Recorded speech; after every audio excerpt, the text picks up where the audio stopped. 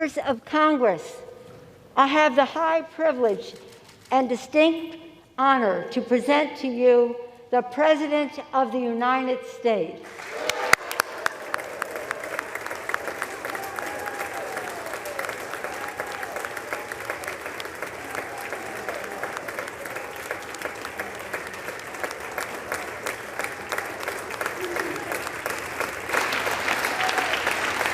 Thank you, thank you, thank you. Good to be back.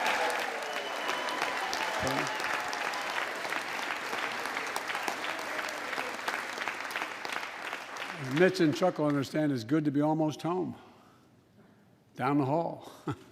Anyway, thank you all. Madam Speaker, Madam Vice President.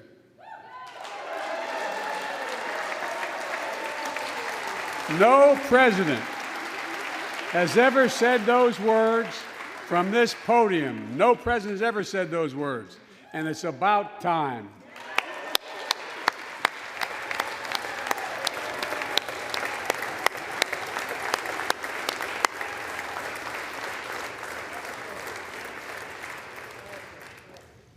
First Lady, I'm her husband. Second Gentleman, Chief Justice, members of the United States Congress and the Cabinet, distinguished guests, my fellow Americans. While the setting tonight is familiar, this gathering is just a little bit different. A reminder of the extraordinary times we're in.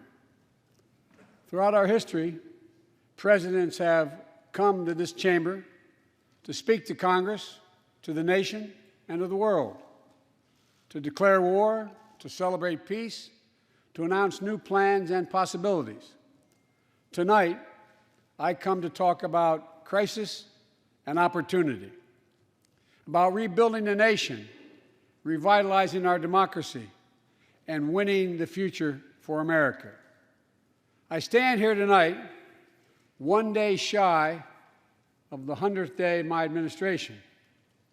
100 days since I took the oath of office and lifted my hand off our family Bible and inherited a nation, we all did, that was in crisis.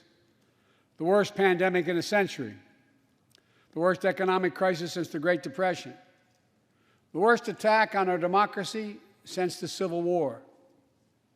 Now, after just 100 days, I can report to the nation, America is on the move again.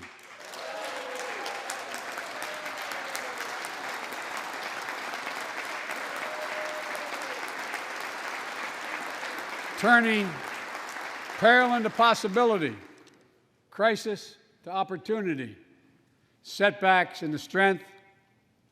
We all know life can knock us down, but in America, we never, ever, ever stay down. Americans always get up. Today, that's what we're doing.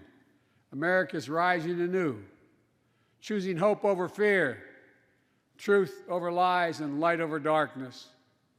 After 100 days of rescue and renewal, America is ready for a takeoff, in my view. We're working again, dreaming again, discovering again, and leading the world again. We have shown each other and the world that there's no quit in America, none. 100 days ago, America's house was on fire. We had to act. And thanks to the extraordinary leadership of Speaker Pelosi, Majority Leader Schumer, and the overwhelming support of the American people, Democrats, Independents, and Republicans, we did act. Together, we passed the American Rescue Plan, one of the most consequential rescue packages in American history. We're already seeing the results.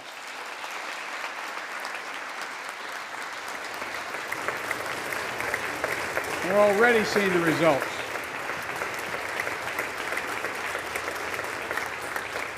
After I promised we'd get 100 million COVID-19 vaccine shots into people's arms in 100 days, we will have provided over 220 million COVID shots in those 100 days. Thanks to all the help of all of you. We're marshaling, with your help, everyone's help, we're marshaling every federal resource. We've gotten vaccines to nearly 40,000 pharmacies and over 700 community health centers where the poorest of the poor can be reached. We're setting up community vaccination sites, developing mobile units to get to hard-to-reach communities. Today, 90% of Americans now live within 5 miles of a vaccination site. Everyone over the age of 16, everyone is now eligible to get vaccinated right now, right away. Go get vaccinated, America. Go and get the vaccination. They're available. You're eligible now.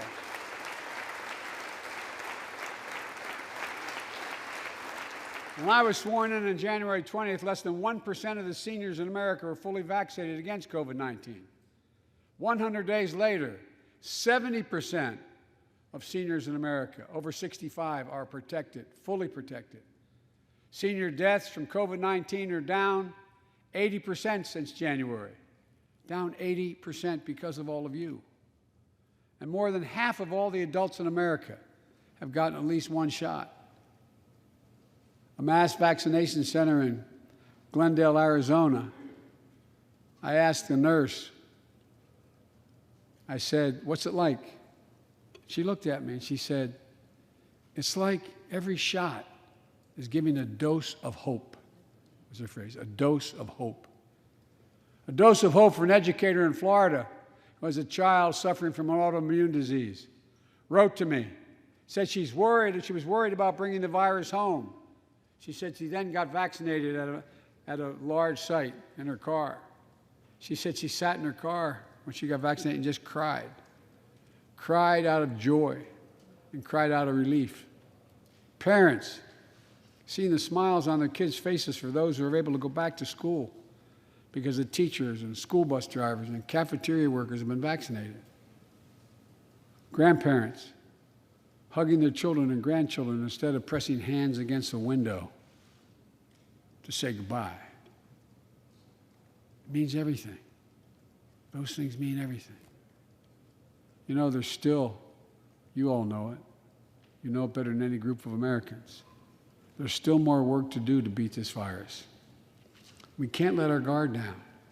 But tonight, I can say, because of you, the American people, our progress these past 100 days against one of the worst pandemics in history has been one of the greatest logistical achievements this country's ever seen. What else have we done in those first 100 days? We kept our commitment, Democrats and Republicans, of sending $1,400 rescue checks to 85% of American households. We've already sent more than 160 million checks out the door. It's making a difference. You all know it when you go home. For many people, it's making all the difference in the world. The single mom in Texas who wrote me, she said she couldn't work, but she said the relief check put food on the table and saved her and her son from eviction from their apartment. A grandmother in Virginia who told me she immediately took her granddaughter to the eye doctor, something she said she put off for months because she didn't have the money. One of the defining images, at least from my perspective in this crisis, has been cars lined up for miles. And not people just barely able to start those cars, nice cars, lined up for miles, waiting for a box of food to be put in their trunk. I don't know about you, but I didn't ever think I'd see that in America. And all of this is through no fault of their own. No fault of their own, these people are in this position. That's why the rescue plan is delivering food and nutrition assistance to millions of Americans facing hunger. And hunger is down sharply already. We're also providing rental assistance. You all know this, but the American people, I want to make sure they understand. Keeping people from being evicted from their homes. Providing loans to small businesses that reopen and keep their employees on the job. During these 100 days, an additional 800,000 Americans enrolled in the Affordable Care Act when I established a special sign-up period to do that. 800,000 in that period. We're making one of the largest one-time ever investments, ever, in improving health care for veterans. Critical investments to address the opioid crisis. And maybe most importantly, thanks to the American Rescue Plan, we're on track to cut child poverty in America in half this year.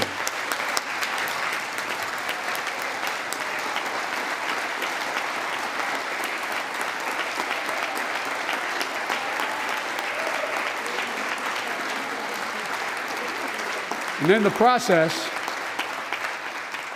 while this was all going on, the economy created more than 1,300,000 new jobs in 100 days. More jobs in the first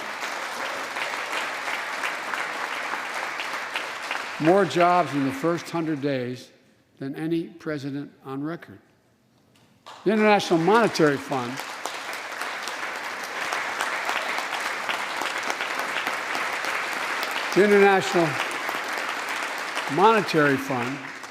is now estimating our economy will grow at a rate of more than 6% this year. That will be the fastest pace of economic growth in this country in nearly 4 decades. America's moving forward, but we can't stop now. We're in competition with China and other countries to win the 21st century. We're at a great inflection point in history. We have to do more than just build back better.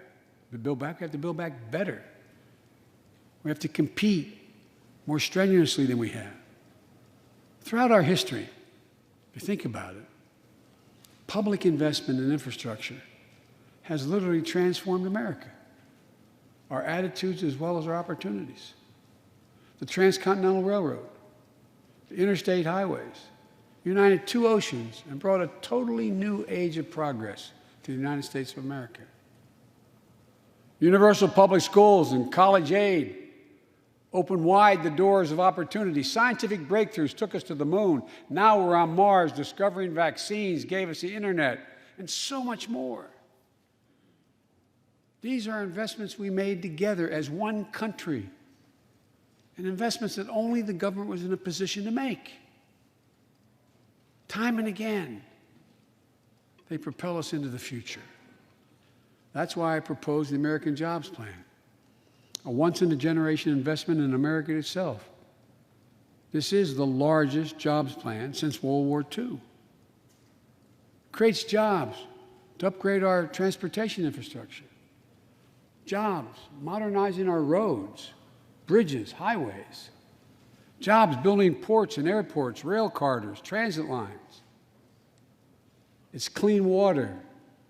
And today, up to 10 million homes in America and more than 400,000 schools and child care centers have pipes with lead in them, including drinking water. A clear and present danger to our children's health. American Jobs Plan creates jobs replacing 100% of the nation's lead pipes and service lines, so every American can drink clean water.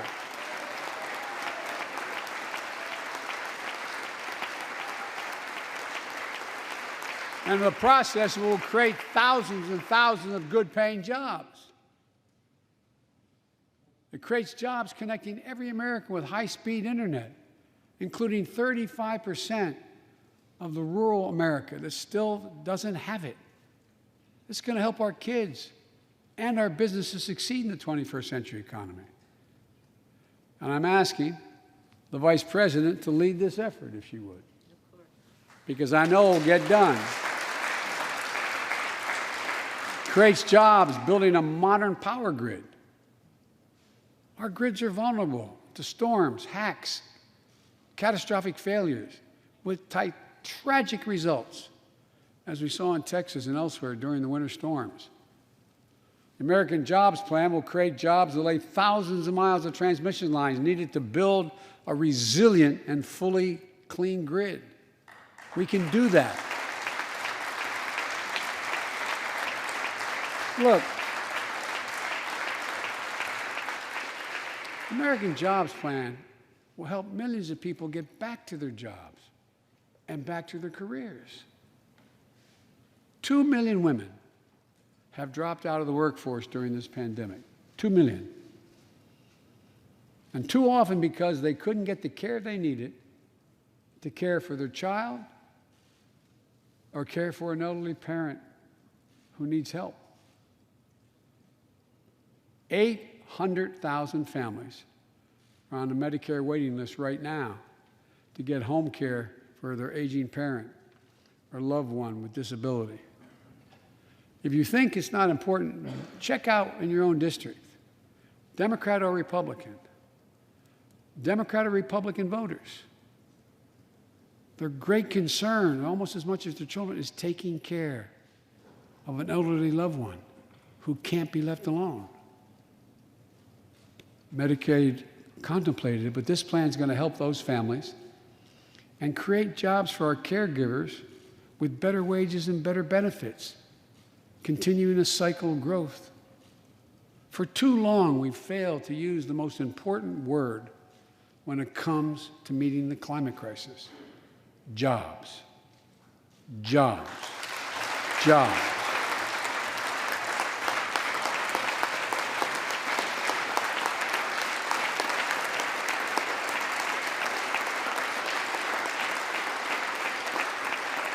For me, when I think climate change, I think jobs. The American Jobs Plan will put engineers and construction workers to work building more energy-efficient buildings and homes.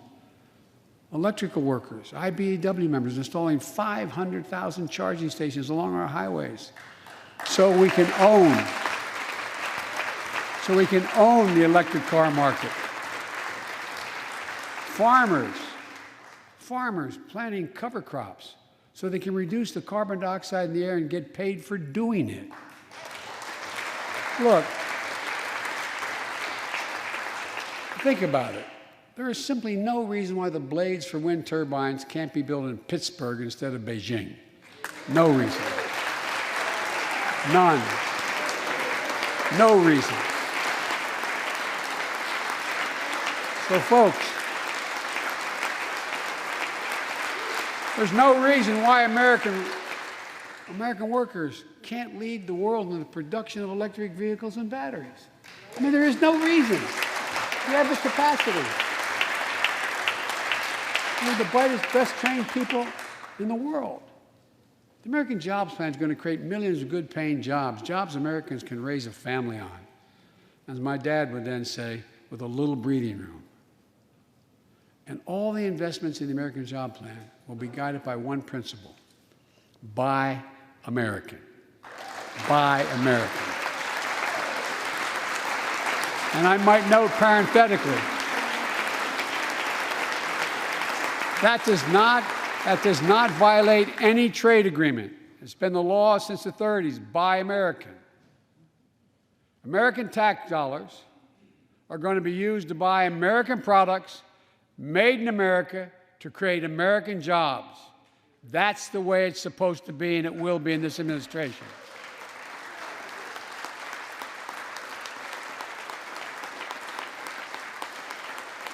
And I made it clear to all my cabinet people, their ability to give exemptions has been strenuously limited. It will be American products. Now, I know some of you at home are wondering whether these jobs are for you. So many of you, so many of the folks I grew up with, feel left behind, forgotten, in an economy that's so rapidly changing.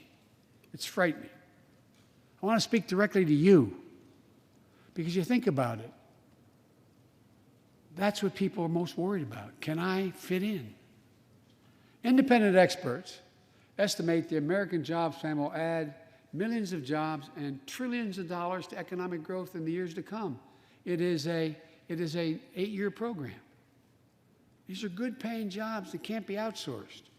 Nearly 90% of the infrastructure jobs created in the American Jobs Plan do not require a college degree.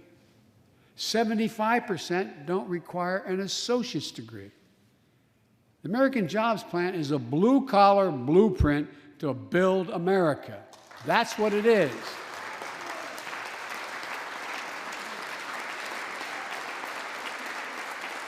And it recognizes something I've always said in this chamber and the other. Good guys and women on Wall Street, but Wall Street didn't build this country. The middle class built the country, and unions built the middle class. So that's why I'm calling on Congress to pass Protect the Right to Organize Act, the PRO Act, and send it to my desk so we can support the right to unionize. And by the way, while you're thinking about sending things to my desk, let's raise the minimum wage to $15. No one working 40 hours a week, should live below the poverty line. We need to ensure greater equity and opportunity for women. And while we're doing this, let's get the Paycheck Fairness Act to my desk as well, equal pay. They spent much too long. And if you wonder whether it's too long, look behind me. And finally, the American Jobs Plan will be the biggest increase in non-defense research and development on record. We'll see more technological change, and some of you know more about this than I do. We'll see more technological change in the next 10 years than we saw in the last 50. That's how rapidly artificial intelligence and so much more is changing. And we're falling behind the competition with the rest of the world. Decades ago, we used to invest 2% of our gross domestic product in America, 2% of our gross domestic product in research and development. Today, Mr. Secretary, that's less than 1%. China and other countries are closing in fast. We have to develop and dominate the products and technologies of the future. Advanced batteries, biotechnology, computer chips, clean energy. The Secretary of Defense can tell you, and those of you who work on national security issues know, the Defense Department has an agency called DARPA, the Defense Advanced Research Project Agency. The people who set up before I came here, and that's been a long time ago, to develop breakthroughs that enhance our national security. That's their only job. And it's a semi-separate agency. It's under the Defense Department. It's led to everything from the discovery of the internet to GPS and so much more that's enhanced our security. The National Institute of Health, the NIH, I believe, should create a similar advanced research projects agency for health. And here's what it would do. It would have a singular purpose: to develop breakthroughs to prevent, detect, and treat diseases like Alzheimer's, diabetes, and cancer. I'll still never forget when we passed the cancer proposal in the last year I was vice president. Almost $9 million going to NIH. And if you excuse the point of personal privilege, I'll never forget you standing, Mitch, and saying, "Name it after my deceased son." It meant a lot. But so many of us have deceased sons, daughters, and relatives who died of cancer. I can think of no more worthy investment. I know of nothing that is more bipartisan So let's end cancer as we know it. It's within our power. It's within our power to do it.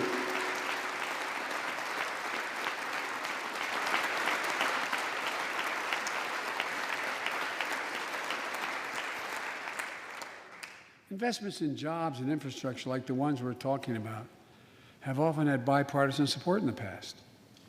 Vice President Harris and I met regularly in the Oval Office with Democrats and Republicans and discussed the jobs plan. And I applaud a group of Republican senators who just put forward their own proposal. So let's get to work. I wanted to lay out before the Congress my plan before we got into the deep discussions. I'd like to meet with those who have ideas that are different, they think are better. I welcome those ideas. But the rest of the world is not waiting for us. I just want to be clear. From my perspective, doing nothing is not an option.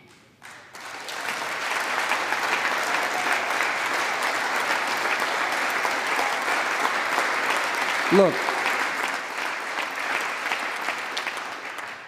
we can't be so busy competing with one another that we forget the competition that we have with the rest of the world to win the 21st century. Secretary Blinken can tell you I spent a lot of time with President Xi. Traveled over 17,000 miles with him. Spent, they tell me, over 24 hours in private discussions with him. When he called to congratulate him, we had a 2-hour discussion. He's deadly earnest about becoming the most significant, consequential nation in the world. He and others, autocrats, think that democracy can't compete in the 21st century with autocracies because it takes too long to get consensus. To win that competition for the future, in my view, we also need to make a once-in-a-generation investment in our families and our children. That's why I've introduced the American Families Plan tonight, which addresses 4 of the biggest challenges facing American families and in turn America. First is access to good education. When this nation made 12 years of public education universal in the last century, it made us the best educated, best prepared nation in the world. It's, I believe, the overwhelming reason that propelled us to where we got in the 20th century. But the world's caught up or catching up. They're not waiting. I would say parenthetically, if we were sitting down, we set a bipartisan committee together and said, okay, we're going to decide what we do in terms of government providing for free education. I wonder whether we'd think, as we did in the 20th century, that 12 years is enough in the 21st century. I doubt it. 12 years is no longer enough today to compete with the rest of the world in the 21st century. That's why my American Families Plan guarantees 4 additional years of public education for every person in America, starting as early as we can. The great universities in this country have conducted studies of the last 10 years. It shows that adding 2 years of universal high-quality preschool for every 3-year-old and 4-year-old, no matter what background they come from, puts them in a position to be able to compete all the way through 12 years and increases exponentially their prospect of graduating and going on beyond graduation. The research shows when a young child goes to school, not daycare, they're far more likely to graduate from high school and go to college or something after high school. When you add 2 years of free community college on top of that, you begin to change the dynamic. We can do that.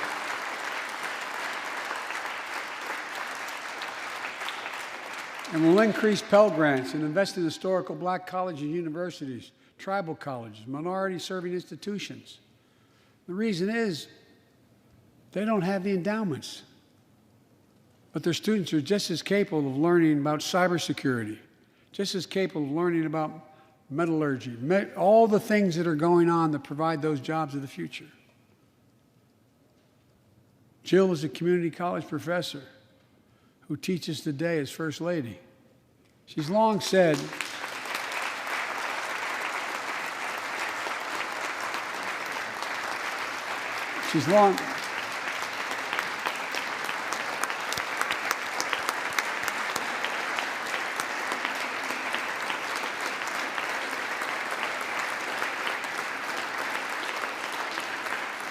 if I've heard it once, I've heard it 1,000 times. Joe, any country that out-educates us is going to out-compete us. She'll be deeply involved in leading this effort. Thank you, Jill. Second thing we need, American Families Plan will provide access to quality, affordable child care. We guarantee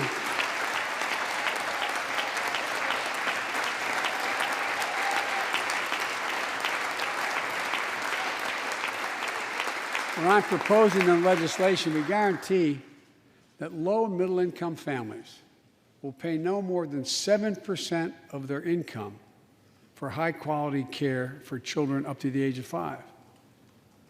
The most hard-pressed working families won't have to spend a dime. Third, the American Families Plan will finally provide up to 12 weeks of paid leave and medical leave, family medical leave. We're one of the few industrial countries in the world. No one should have to choose between a job and a paycheck or taking care of themselves and their loved ones or parent or spouse or child. And fourth, the American Family Plan puts directly into the pockets of millions of Americans. In March, we expanded tax credit for every child in a family, up to $3,000 per child if they're under 6 years of age. Over 6 years of age. And $3,600 for children over 6 years of age. With 2 parents, 2 kids, that's $7,200 in the pockets that are going to help take care of your family.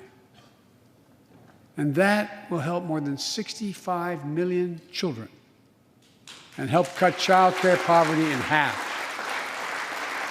And we can afford it. So we did that in the last piece of legislation we passed. But let's extend that child care tax credit at least through the end of 2025.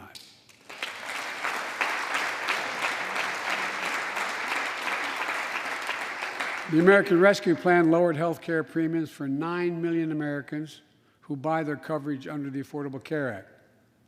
I know that's really popular this side of the aisle. But let's make that provision permanent so their premiums don't go back up.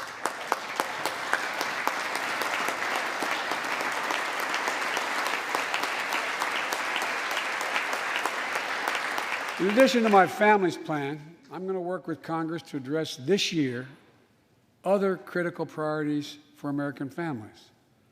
The Affordable Care Act has been a lifeline for millions of Americans, protecting people with pre-existing conditions, protecting women's health, and the pandemic has demonstrated how badly it's needed. Let's lower deductibles for working families on the Affordable Care Act. And let's lower prescription drug costs. We know how to do this.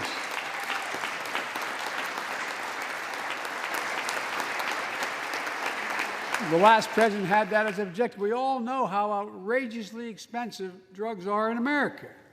In fact, we pay the highest prescription drug prices of anywhere in the world, right here in America. Nearly 3 times for the same drug, nearly 3 times what other countries pay. We have to change that, and we can. Let's do what we talked about for all the years I was down here in this body, in Congress. Let's give Medicare the power to save hundreds of billions of dollars by negotiating lower drug prescription prices.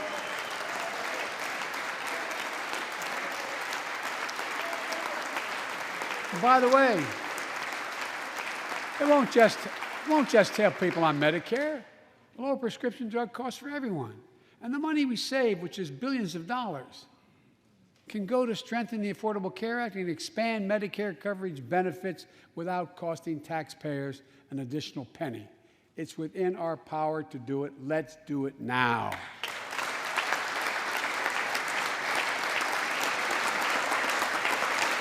We've talked about it long enough, Democrats and Republicans.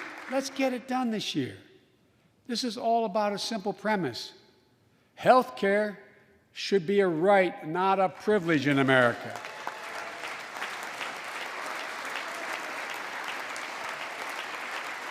So, how do we pay for my jobs and family plan? I made it clear we can do it without increasing the deficits. Let's start with what I will not do. I will not impose any tax increase on people making less than $400,000. But it's time for corporate America and the wealthiest 1% of Americans to just begin to pay their fair share. Just their fair share.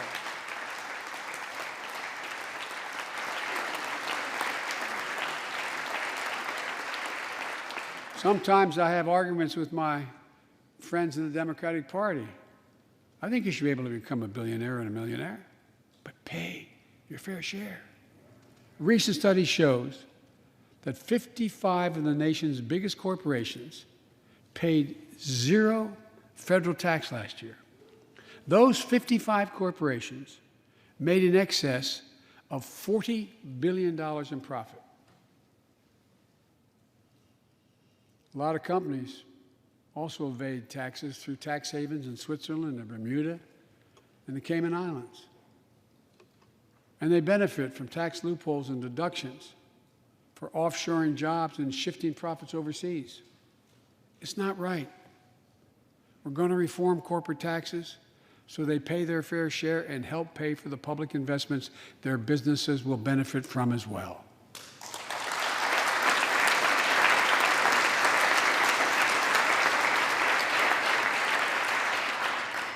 We're going to reward work, not just wealth. We take the top tax bracket for the wealthiest 1% of Americans, those making over $400,000 or more, back up to where it was when George W. Bush was president, when he started, 39.6%. That's where it was when George W. was president. We're going to get rid of the loopholes, allow Americans to make more than $1 million a year and pay a lower tax rate on their capital gains than Americans who receive a paycheck. We're only going to affect 0.3% of all Americans by that action, 0.3%. And the IRS is going to crack down on millionaires and billionaires who cheat on their taxes. It's estimated to be billions of dollars by think tanks that are left, right, and center. I'm not looking to punish anybody. But I will not add a tax burden, additional tax burden to the middle class in this country. They're already paying enough. I believe what I propose is fair, fiscally responsible, and it raises revenue to pay for the plans I propose and will create millions of jobs that will grow the economy and enhance our financial standing in the country. When you hear someone say, they don't want to raise taxes on the wealthiest 1% or corporate America, ask them, whose taxes you want to raise? Instead, whose are going to cut? Look, the big tax cut of 2017. Remember, it was supposed to pay for itself. That was how it was sold. And generate vast economic growth. Instead, it added $2 trillion to the deficit. It was a huge windfall for corporate America and those at the very top. Instead of using the tax saving to raise wages and invest in research and development, it poured billions of dollars into the pockets of CEOs. In fact, the pay gap between CEOs and their workers is now among the largest in history. According to one study, CEOs make 320 times what the average worker in their corporation makes. It used to be below 100. The pandemic has only made things worse. 20 million Americans lost their job in the pandemic, working and middle-class Americans. At the same time, roughly 650 billionaires in America saw their net worth increase by more than $1 trillion in the same exact period. Let me say it again. 650 people increased their wealth by more than $1 trillion during this pandemic. And they're now worth more than $4 trillion. My fellow Americans, trickle down economics has never worked. And it's time to grow the economy from the bottom and the middle out.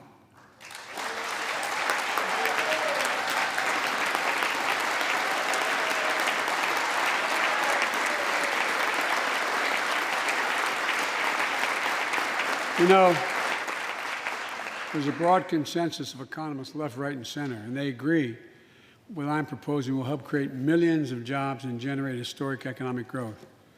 These are among the highest values investments we can make as a nation.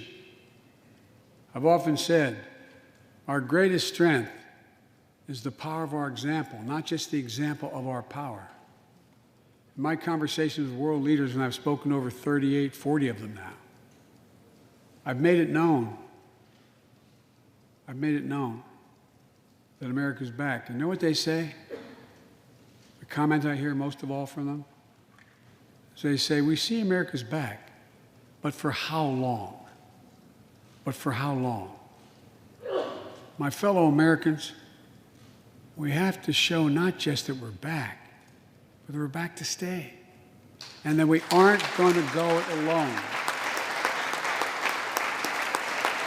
We're going to do it by leading with our allies.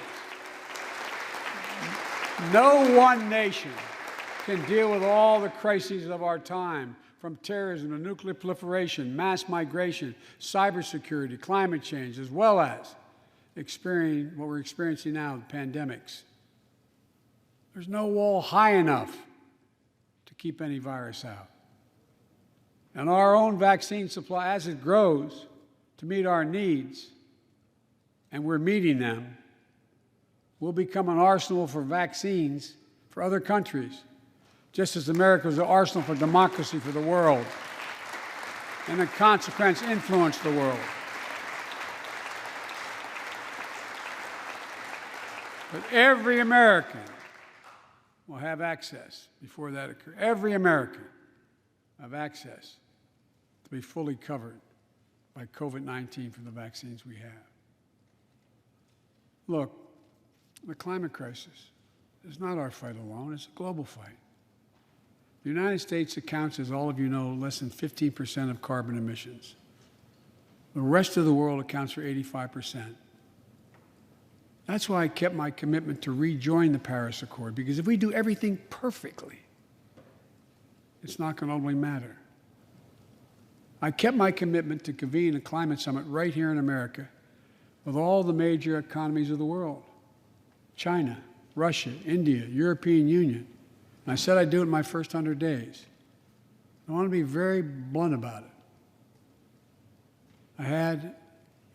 My attempt was to make sure that the world could see there was a consensus, that we are at an inflection point in history. The consensus is if we act to save the planet, we can create millions of jobs and economic growth and opportunity to raise the standard of living of almost everyone around the world. If you watched any of it and you were all busy, I'm sure you didn't have much time. That's what virtually every nation said, even the ones that aren't doing their fair share. The investments I proposed tonight also advance the foreign policy, in my view, that benefits the middle class. That means making sure every nation plays by the same rules in the global economy, including China. In my discussion with President Xi, I told him, we welcome the competition. We're not looking for conflict. But I made absolutely clear that we will defend America's interest across the board. America will stand up to unfair trade practices that undercut American workers and American industries, like subsidies from state to state-owned operations and enterprises, and the theft of American technology and intellectual property. I also told President Xi that we'll maintain a strong military presence in the Indo-Pacific, just as we do with NATO and Europe, not to start a conflict, but to prevent one.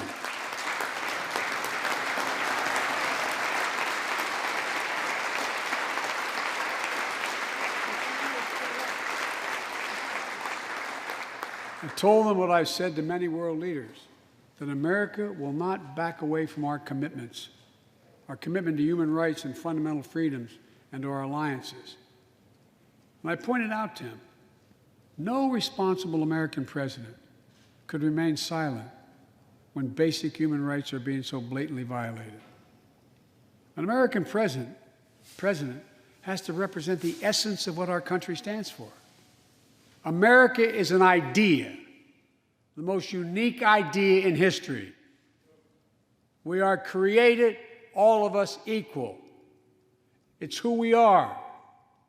And we cannot walk away from that principle and, in fact, say we're dealing with the American idea. With regard to Russia, I know it concerns some of you, but I made very clear to Putin that we're not going to seek escalation, but their actions will have consequences. They turn out to be true, and they turned out to be true.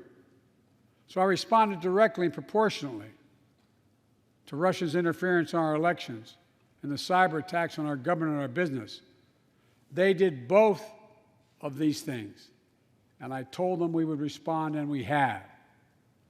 But we can also cooperate when it's our mutual interest. We did it when we extended the New START Treaty on nuclear arms, and we're working to do it on climate change. But he understands we will respond. On Iran and North Korea, nuclear programs that present serious threats to American security and the security of the world. We're going to be working closely with our allies to address the threats posed by both of these countries through diplomacy as well as stern deterrence. And American leadership means ending the forever war in Afghanistan. We have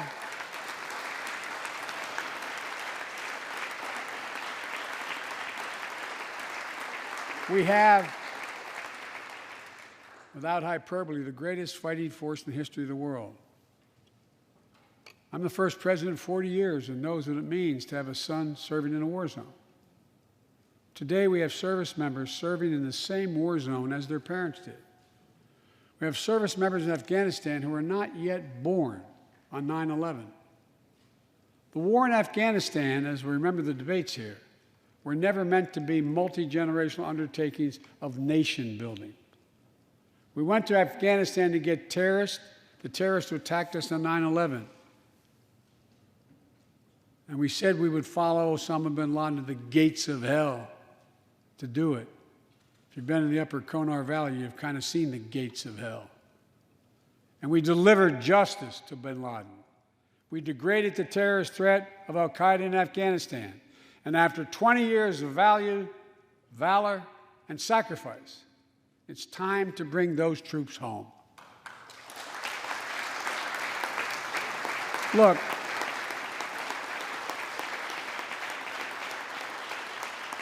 even as we do, we'll maintain over-the-horizon capacity to suppress future threats to the homeland.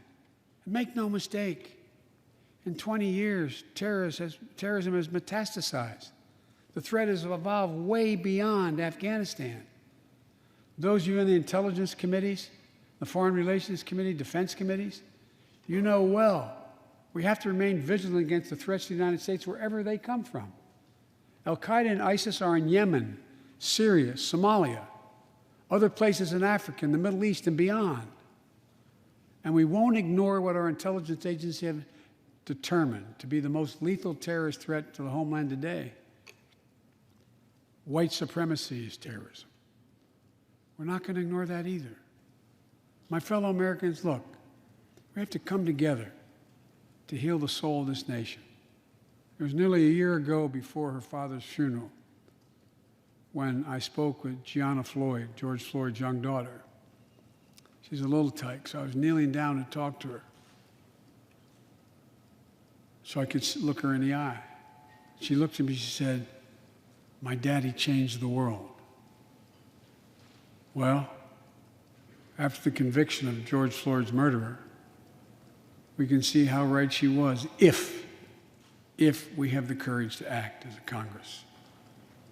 We've all seen the knee of injustice on the neck of Black Americans. Now's our opportunity to make some real progress. The vast majority of men and women wearing a uniform and a badge serve our communities, and they serve them honorably. I know them. I know they want.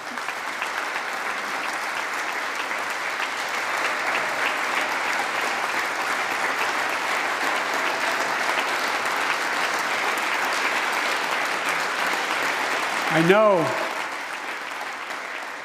they want to help meet this moment as well. My fellow Americans, we have to come together to rebuild trust between law enforcement and the people they serve, to root out systemic racism in our criminal justice system, and to enact police reform in George Floyd's name that passed the House already. I know Republicans have their own ideas and are engaged in very productive discussions with Democrats in the Senate. We need to work together to find a consensus. But let's get it done next month, by the first anniversary of George Floyd's death.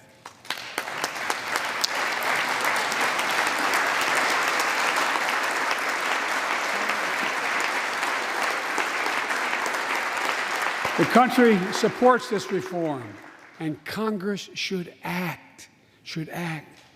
We have a giant opportunity to bend the arc of the moral universe toward justice, real justice.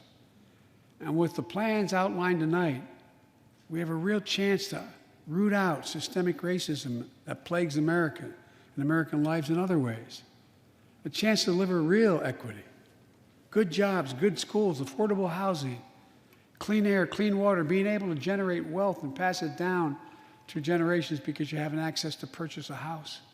Real opportunities in the lives of more Americans, Black, white, Latino, Asian Americans, Native Americans.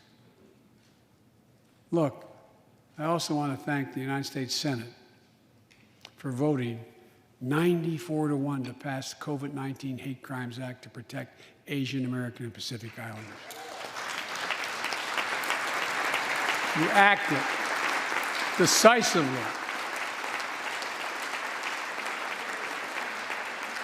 You can see on television the viciousness of the hate crimes we've seen over this past year and for too long. I urge the House to do the same and send that legislation to my desk, which I will gladly, anxiously sign. I also hope Congress will get to my desk the Equality Act to protect LGBTQ Americans. To all transgender Americans watching at home, especially young people, you're so brave. I want you to know your president has your back. Another thing, let's authorize the Violence Against Women Act, which has been law for 27 years.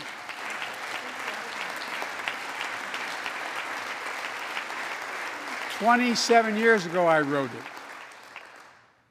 It'll close the act that has to be authorized now, will close the boyfriend loophole to keep guns out of the hands of abusers. The court order said this is an abuser. You can't own a gun. It's to close that loophole that existed. You know, it's estimated that 50 women are shot and killed by an intimate partner every month in America. 50 a month. Let's pass it and save some lives.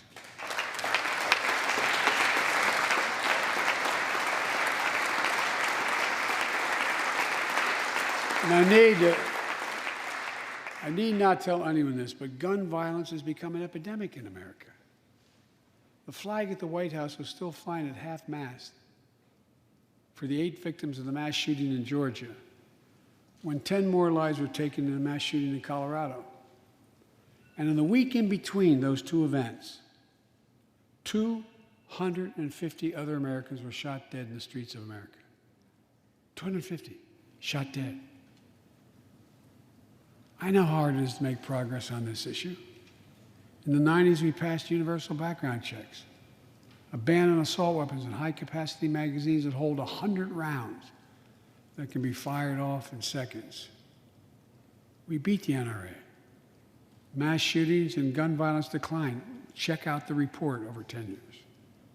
But in the early 2000s, the law expired. We've seen daily bloodshed since. I'm not saying if the law continued, we wouldn't see bloodshed. More than 2 weeks ago in the Rose Garden, surrounded by some of the bravest people I know, the survivors and families who lost loved ones to gun violence, I laid out several of the Department of Justice actions that are being taken to impact on this epidemic. One of them is banning so-called ghost guns. These are homemade guns built from a kit that includes directions how to finish the firearm. The parts have no serial numbers, so they show up at crime scenes and they can't be traced. The buyers of these ghost gun kits aren't required to pass any background check. Anyone, from a criminal or terrorist, could buy this kit and within 30 minutes have a weapon that's lethal, but no more.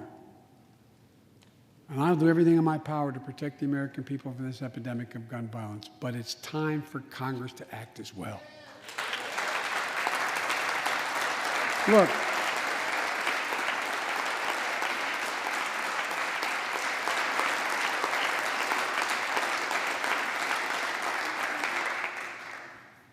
I don't want to become confrontational, but we need more Senate Republicans to join the overwhelming majority of Democratic colleagues and close the loopholes required in background check purchases of guns.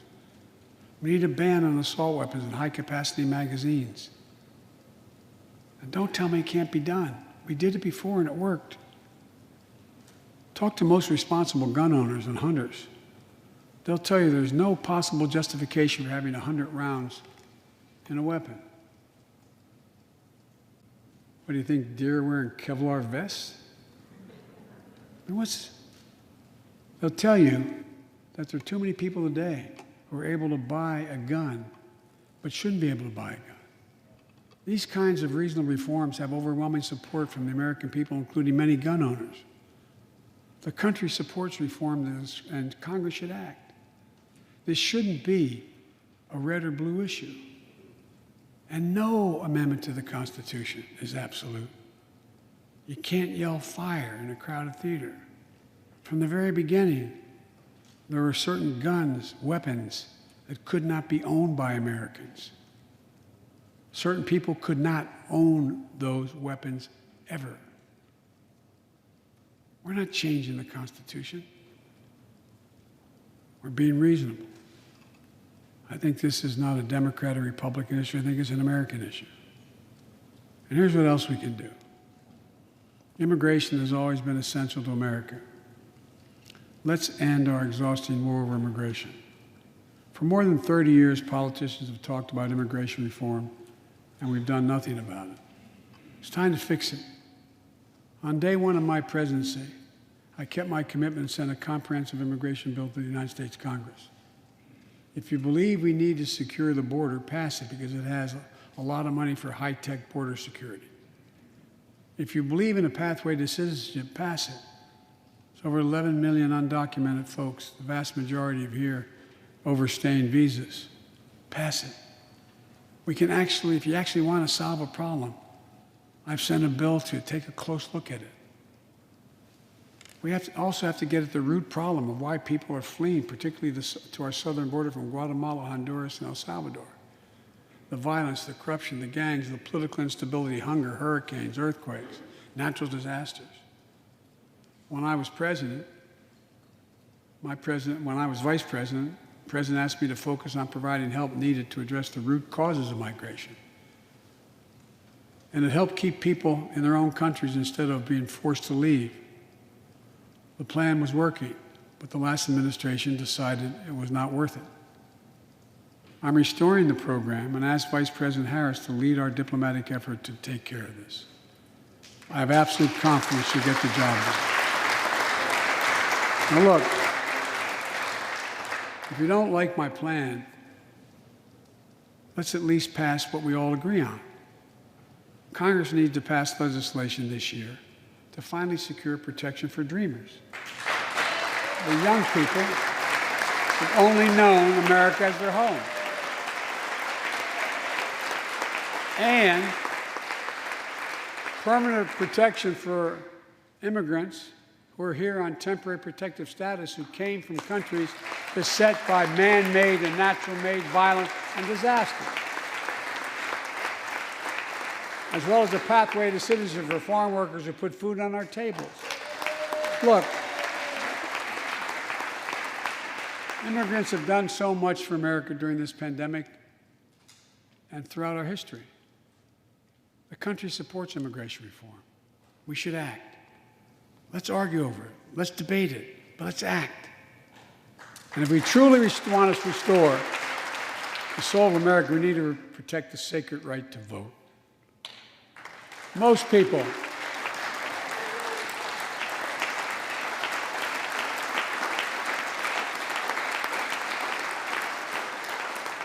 more people voted in the last presidential election than any time in American history, in the middle of the worst pandemic ever. It should be celebrated. Instead, it's being attacked. Congress should pass H.R. 1 and the John Lewis Voting Rights Act and send it to my desk right away. The country supports it, and Congress should act now. Look, in conclusion, as we gather here tonight, the image of a violent mob assaulting this Capitol, desecrating our democracy, remain vivid in all our minds. Lives were put at risk, many of your lives. Lives were lost. Extraordinary courage was summoned. The insurrection was an existential crisis, a test of whether our democracy could survive, and it did.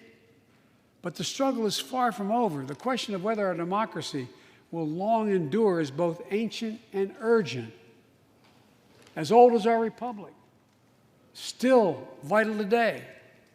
Can our democracy deliver on its promise that all of us, created equal in the image of God, had a chance to lead lives of dignity, respect, and possibility? Can our democracy deliver to the most pressing needs of our people? Can our democracy overcome the lies, anger, hate, and fears that have pulled us apart? America's adversaries, the autocrats of the world, are betting we can't. And I promise you they're betting we can't. They believe we're too full of anger and division and rage. They look at the images of the mob that assaulted the Capitol as proof that the sun is setting on American democracy. But they're wrong. You know it, I know it. But we have to prove them wrong. We have to prove democracy still works, that our government still works, and we can deliver for our people. In our first 100 days together, we've acted to restore people's faith in democracy to deliver. We're vaccinating the nation. We're creating hundreds of thousands of new jobs. We're delivering real results to people. They can see it, feel it in their own lives. Opening doors of opportunity, guaranteeing some more fairness and justice. That's the essence of America. That's democracy in action. Our Constitution opens with the words, as trite as it sounds, we the people. Well, it's time to remember that we, the people, are the government, you and I, not some force in a distant capital, not some powerful force that we have no control over. It's us. It's we, the people. In another era, when our democracy was tested, Franklin Roosevelt reminded us, in America, we do our part. We all do our part. That's all I'm asking. That we do our part, all of us. That if we do that, we will meet the center challenge of the age by proving that democracy is durable and strong. Autocrats will not win the future. We will. America will. And the future belongs to America. As I stand here tonight before you in a new and vital hour of life and democracy of our nation, and I can say with absolute confidence, I have never been more confident or optimistic about America. Not because I'm president, because of what's happening with the American people. We've stared into the abyss of insurrection and autocracy, pandemic and pain, and we, the people, did not flinch. At the very moment our adversaries were certain we'd pull apart and fail, we came together, we united. With light and hope, we summoned a new strength, new resolve to position us to win the competition of the 21st century. On our way to a union more perfect, more prosperous, and more just, as one people, one nation, and one America. Folks, as I told every world leader I've ever met with over the years, it's never, ever, ever been a good bet to bet against America, and it still isn't. We're the United States of America. There is not a single thing, nothing beyond our capacity. We can do whatever we set our minds to if we do it together. So let's begin to get together. God bless you all, and may God protect our troops. Thank you for your patience.